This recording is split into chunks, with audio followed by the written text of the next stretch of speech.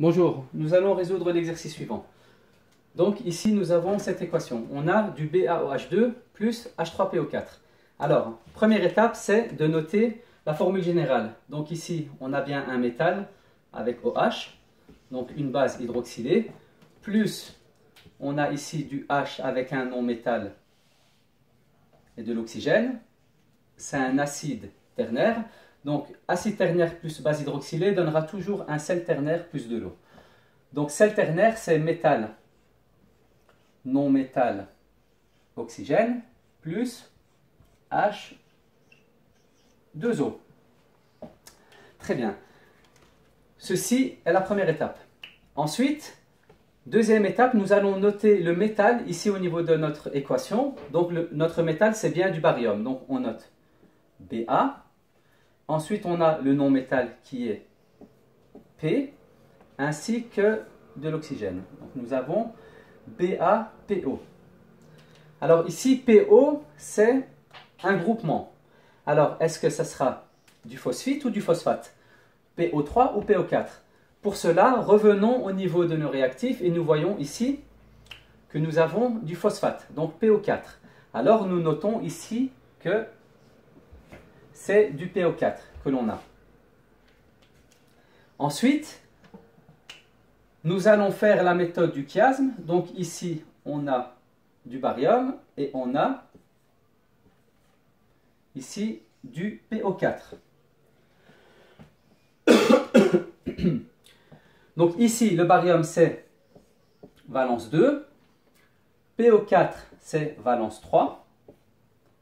Nous allons croiser ici les valences qui nous donneront des indices en chiffres arabes. Donc Ba3, PO4 entre parenthèses 2.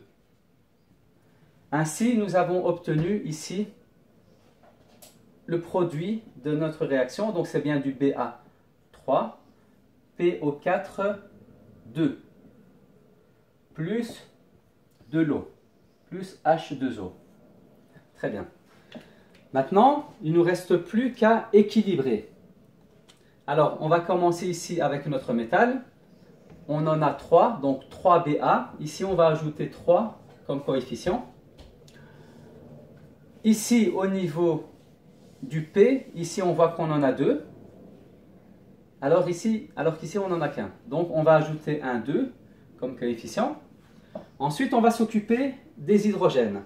Alors, ici, on voit qu'on en a 3 fois 2, donc on en a 6.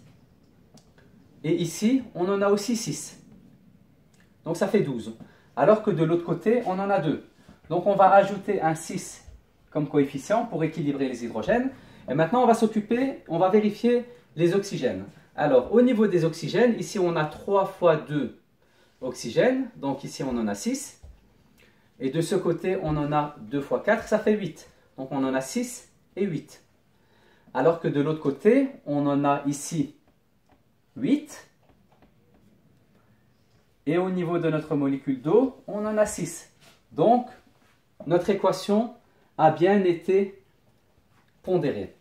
Alors, précise la fonction de la substance obtenue, eh ben, nous obtenons ici un sel ternaire ainsi que de l'eau. Merci d'avoir suivi cette vidéo et bon travail à tous.